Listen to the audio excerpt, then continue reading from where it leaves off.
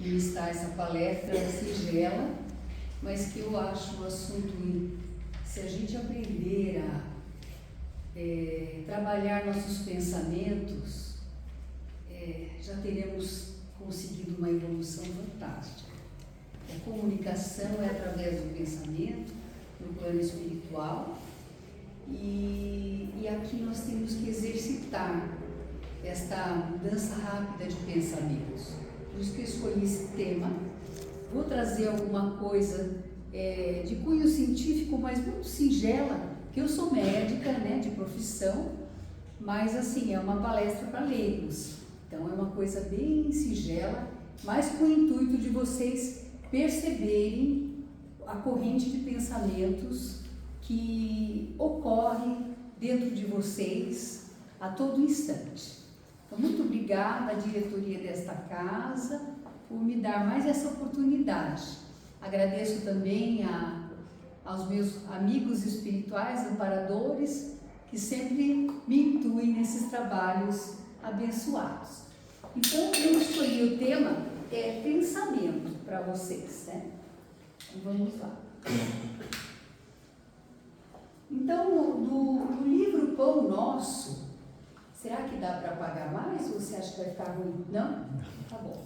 No livro Pão Nosso, do Chico Xavier, é aquela série, eu chamo evangélica, né? Onde o Emmanuel dita para o Chico os trechos do Evangelho e ele discorre acerca desses assuntos. Então é Vinha de Luz, Fonte Viva, Pão Nosso, Caminho, Verdade e Vida. E no Pão Nosso, no capítulo 15, ele vai trabalhar a questão dos pensamentos. Então ele vai lá em Paulo, na carta aos Filipenses, no capítulo 4, no versículo 8, onde ele diz assim: quanto ao mais, irmãos, tudo que é verdadeiro, tudo que é honesto, tudo que é justo, tudo que é puro, tudo que é amável, tudo que é de boa fama, se há alguma virtude e se há algum louvor, nisso pensai. Nos convida a pensar em coisas nobres, em beleza, em amor. E nesse mesmo livro, ele nos aponta o Evangelho como um roteiro para a nossa renovação nos caminhos da espiritualidade superior. Então ele diz que para renovar pensamentos, nós precisamos de renúncia e dominação de nosso ego, que é a nossa parte de vaidade. E ele pontua que pensar é criar. Quando nós pensamos, nós criamos algo. E essa realidade da criação, ela permanece em nosso íntimo. Então, nosso espírito, ao nível de nosso inconsciente, nós captamos, criamos uma realidade baseada naquele pensamento. Eu não tenho a descrição científica, mas correu muito no meio espírita, há alguns anos atrás, que bastava que nós pensássemos 15 segundos em algo. Nós já criávamos uma forma que chama-se uma realidade, como uma criação mental acerca daquele pensamento. Isso eu vou falar daqui a pouquinho para vocês, quando eu falar sobre formas pensamento, né? Então, o pensamento, ele é a segunda maior força do universo. A segunda maior força. A primeira força é o amor. E o pensamento, ele é uma característica do espírito. O cérebro, ele não é uma glândula secretora. O fígado secreta bilis. O pâncreas secreta enzimas pancreáticas, que são digestivas. Mas o cérebro não secreta ideias. Ele é uma energia poderosa que se exterioriza amplamente. E ele atinge velocidades acima da velocidade da luz.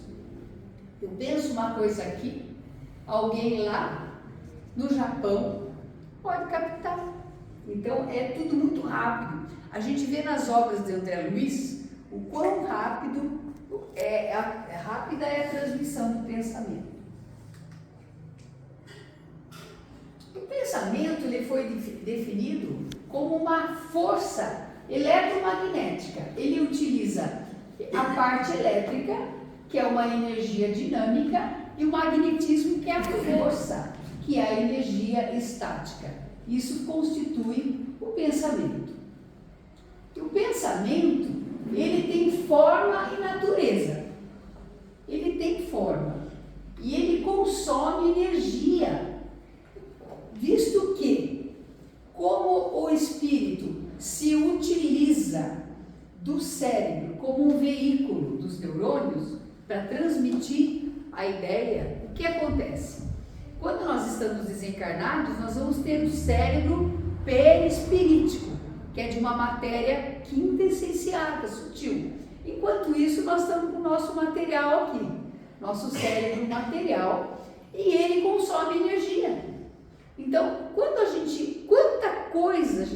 energia nós não gastamos por ficar pensando em bobagens, elucubrando, pensando em política, falando mal de político, comentando a vida do vizinho, fulano engordou, ciclano está metido, etc, etc. Isso tudo é um gasto de energia muito grande, quando nós poderíamos estar utilizando essa energia para coisas nobres. Afinal de contas, gente, o tempo passa muito rápido.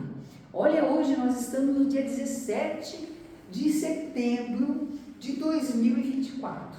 Daqui a pouco já foi o ano novamente, mais um.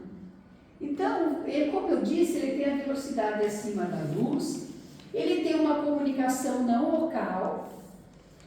A ciência o definiu como um modelo quântico para explicar o fenômeno da telepatia, e ele ocorre a partir de uma corrente mental que se desloca produzindo essa energia que nós denominamos pensamento. O pensamento, ele vai se utilizar do cérebro, que é a máquina, né? Então, o cérebro ele pesa de 1.300 a 1,5 quilogramas, né? Ele contém 86 bilhões de neurônios, mas cada neurônio ele pode estabelecer de 1.000 a 10.000 conexões. Vocês imaginam uma rede de informações que acontece no nosso cérebro. Ele é o nosso condutor físico, possui uma rede eletromagnética, ele se processa através da corrente elétrica, onde o eletroencefalograma capta essa atividade elétrica para ver se não tem nenhum curto-circuito. Se nós fizermos uma analogia, ele é o nosso hardware, né? Que se desenvolveu após milênios de evolução humana. Então, o neurônio, ele é a unidade básica. Então, a gente vai precisar do neurônio para conduzir o estímulo, seja ele motor, seja ele sensitivo e seja uma emoção. Então, o que acontece? Aqui, por exemplo, é uma célula do neurônio. A gente tem o corpo com o núcleo, esses raminhos que parecem galinhos de árvores são os dendritos, e aqui é o axônio, que tem uma bainha de mielina, né, que protege o neurônio. Muito bem, cada raminho desse seria um dendrito, e cada dendrito ele se ramifica e tem umas vesículas na ponta, olha, umas bolinhas, tá vendo aqui? Mais gordinho. E a gente fazendo uma ampliação dessa bolinha, a gente vê que ela é a fenda sináptica. O que é? É a linha de comunicação entre um neurônio e outro. Então, a informação, o estímulo vai passar de uma célula para outra. Vocês viram que cada neurônio pode ter até 10.000 conexões. Então, o que acontece? Nessa fenda vão caminhar neurotransmissores, que são substâncias químicas que são lançadas aqui para que o estímulo aconteça, tá? E o que acontece? Esses neurotransmissores, eles são esses agentes que nós conseguimos produzir, alguns captados, alguns endógenos, fabricados por nós. E o que acontece? Nós temos que ter todo esse sistema funcionando para que nós possamos dar a continuidade para o estímulo. Então, ele é a unidade básica cerebral, ele tem células do sangue e células da glia, que são células que sustentam o neurônio. Ele serve de armazenamento de informações conscientes e inconscientes.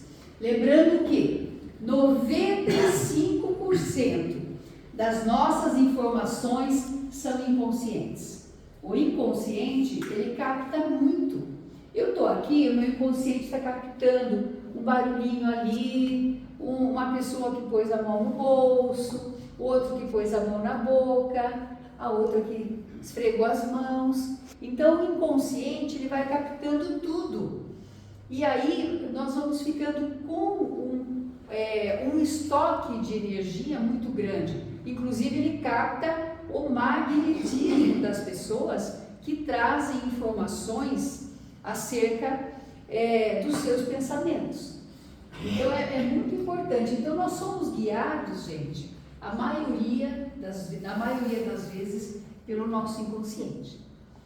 E ele representa o sistema operacional, como o Windows, por exemplo, tá? Então, seria esse o neurônio.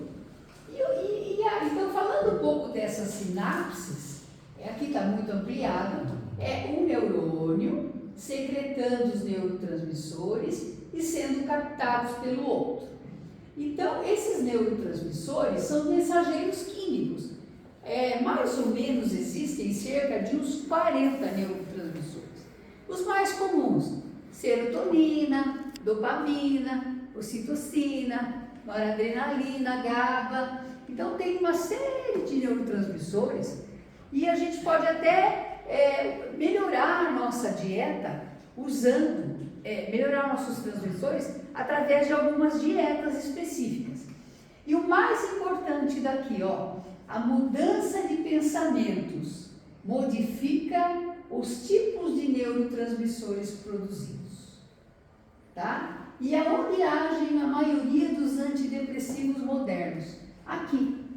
Quando você está com uma depressão, por exemplo, o estímulo chega aqui, mas ele é recapturado aqui. Então, por exemplo, a dopamina, o hormônio da alegria, o neurotransmissor da alegria, ele não passa, ele é recapturado pela força mental. E o que acontece com o medicamento? Ele vai impedir que essa recaptura aconteça, ou seja, permitindo que passe o estímulo. Então, a sertralina, fluoxetina, todos esses mais modernos, eles fazem a inibição da recaptura na sinapse. Então, faz com que o estímulo possa transcorrer.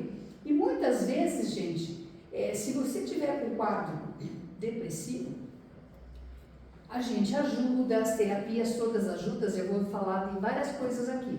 Mas o que eu acho que a gente não deve ter constrangimento é de usar o medicamento.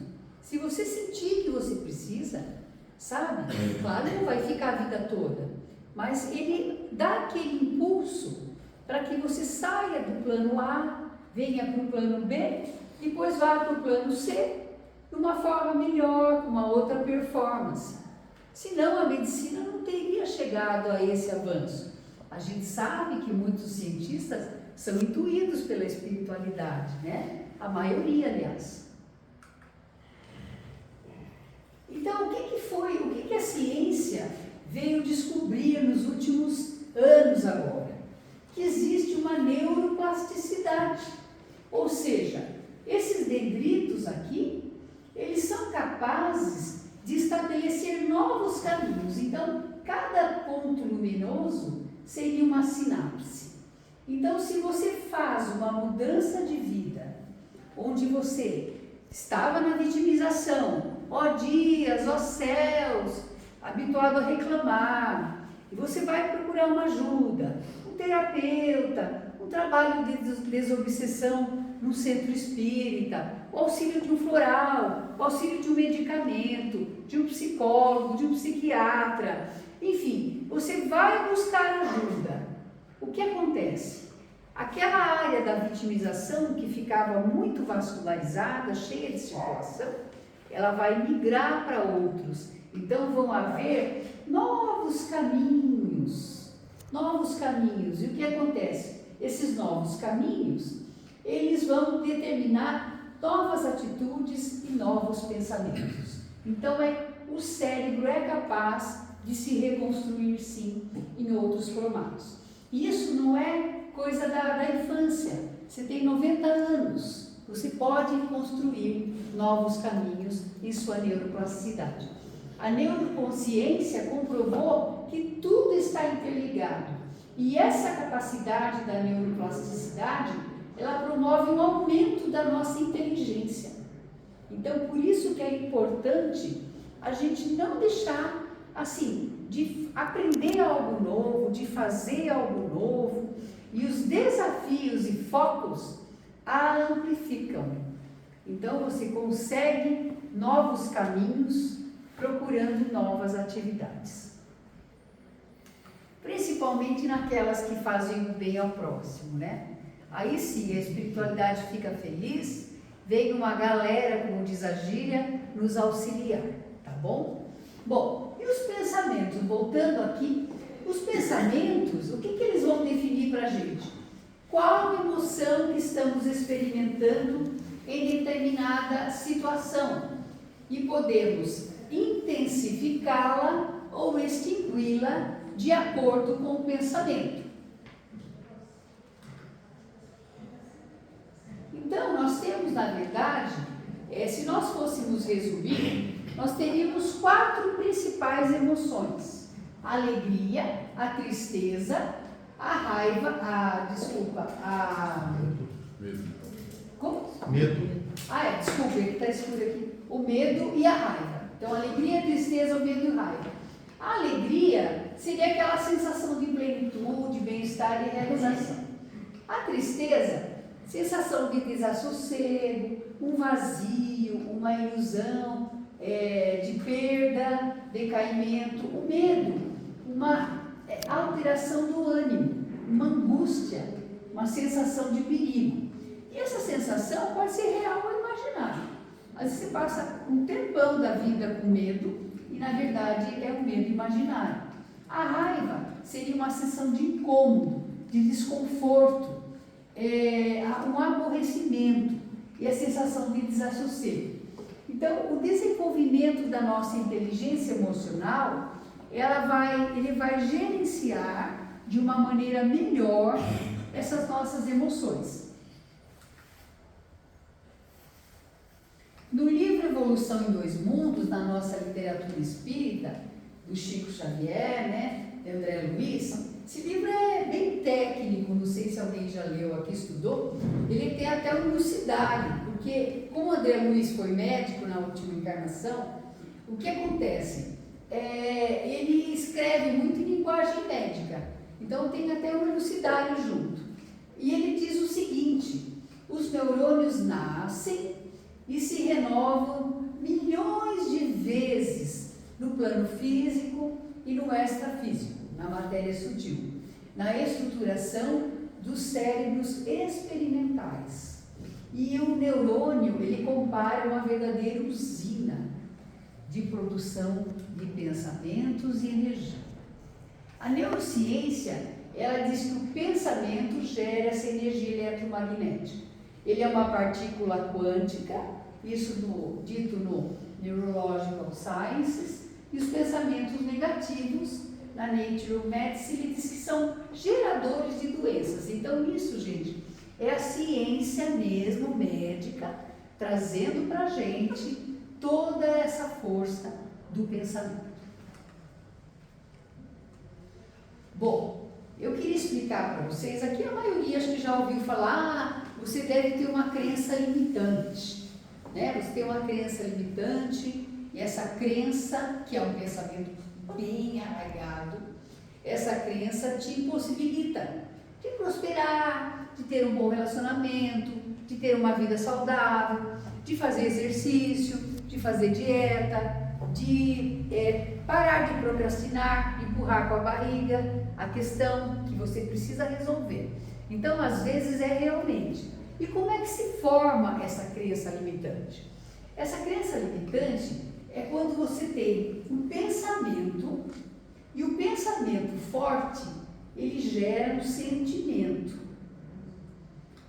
Esse sentimento, se ele tiver acontecendo ou acontecido com um forte impacto emocional, o que seria esse forte impacto emocional? Seria um trauma, um acidente, a morte de um ente querido, uma violência física, um assalto, né?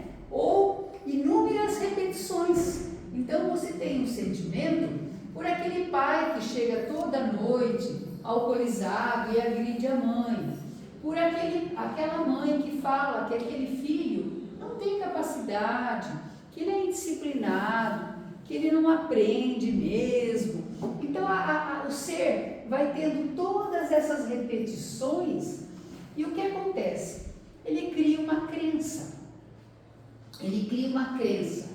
Essa crença, ela fica ali, olha, como se estivesse embaixo, aqui, você não tem noção dela, mas ela está ali.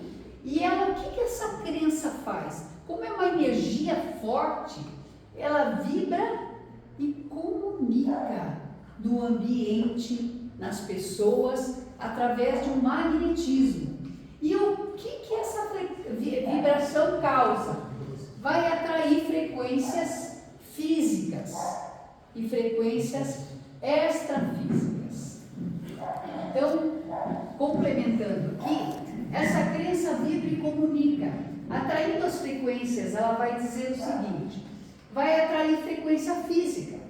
A ciência diz que nós somos a média das 5 pessoas com as quais mais convivemos.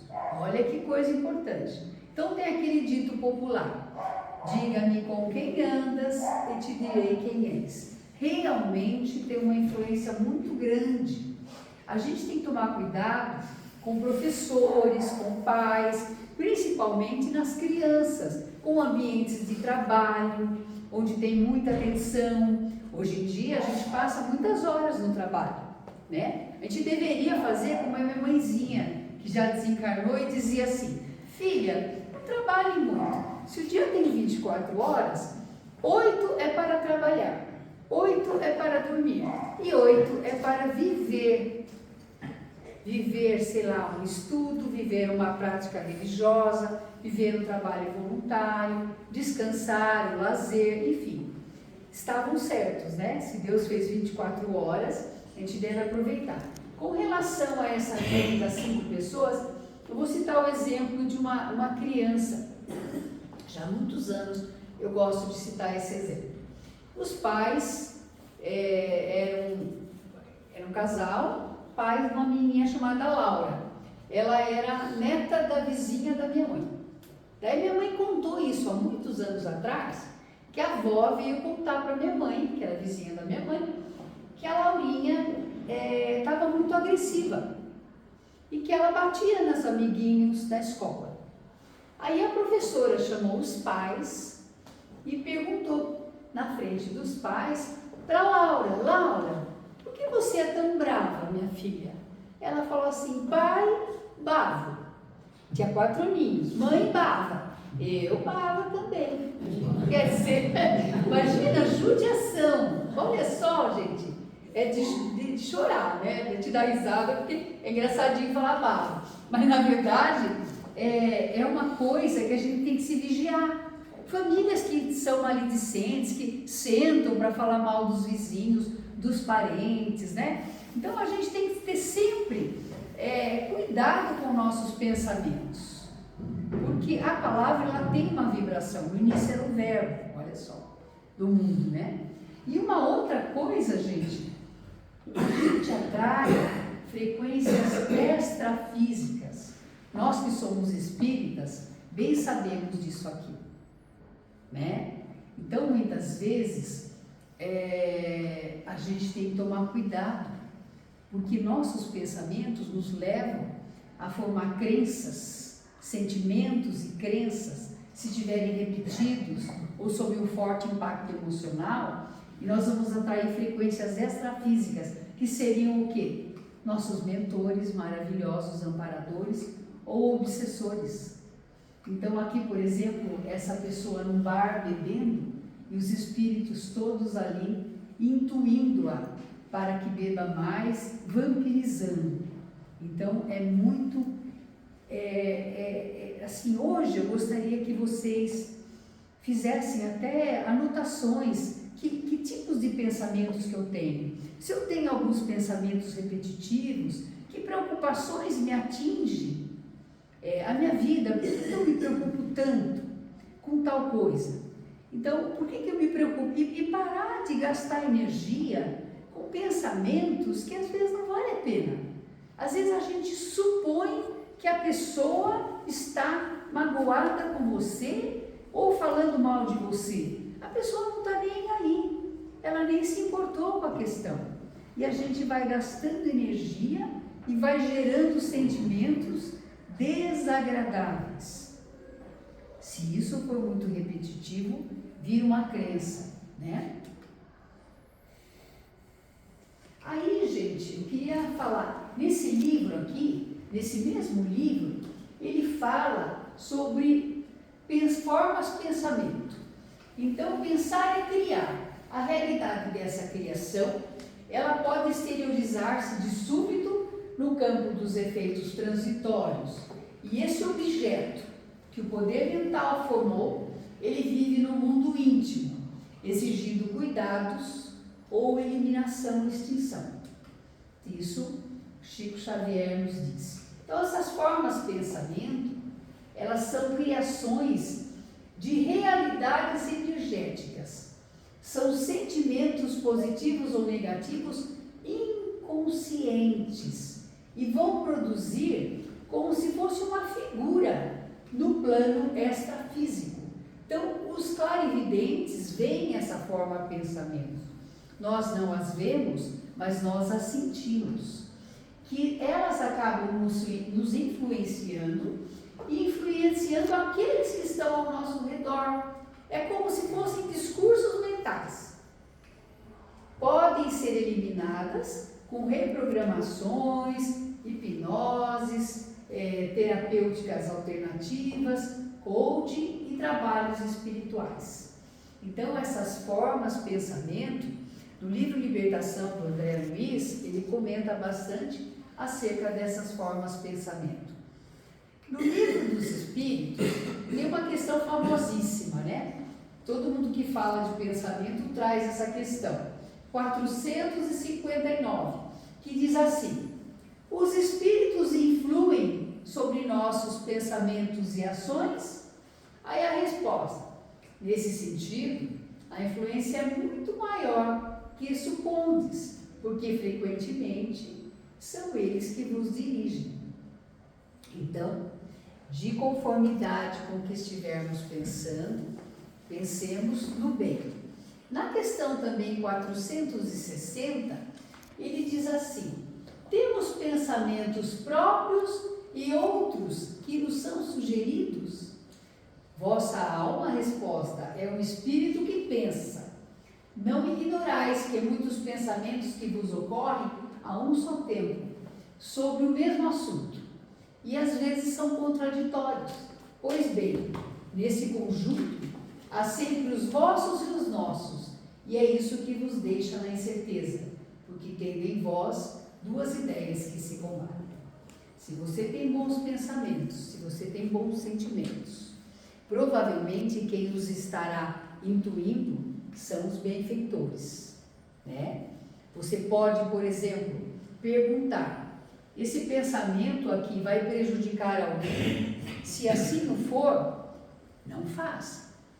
Você pode pedir para que no dia seguinte, quando tem que tomar uma decisão, que a primeira ideia que você tiver acerca daquela questão seja o pensamento mais válido. Você pode ouvir o seu coração. A nossa sede do amor está aqui. E é por aqui também que os mentores falam. Então, por exemplo, você perguntar sobre uma questão, se você sentir uma coisa bem leve aqui no chakra cardíaco, é porque é para fazer. Se você sentir uma taquicardia, não faça, porque é uma energia ruim. A gente pode perguntar, isso daqui também agradaria a Jesus? Agradaria aos meus familiares? O Einstein, ele vem nos dizer que é sempre importante nós estarmos com o copo vazio, porque uma mente que se abre a uma nova ideia, jamais voltará à ideia original. Fernando Pessoa diz que há muita metafísica, muita, né? E não pensar em nada. Aí, eu trouxe para vocês umas questões para que nós consigamos harmonizar os nossos pensamentos. A primeira coisa, gente, é o autoconhecimento. Sem autoconhecimento não há evolução.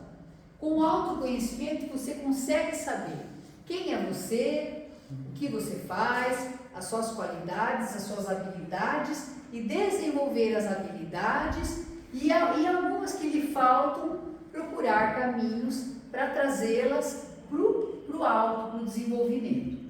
Gerenciar estudos e leituras edificantes. É o que vocês estão fazendo aqui. Aqui entra o papel das instituições espíritas, né?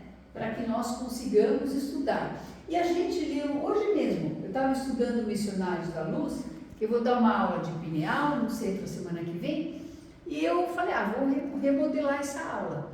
Aí o segundo capítulo, ele é sobre a glândula pineal, epífise.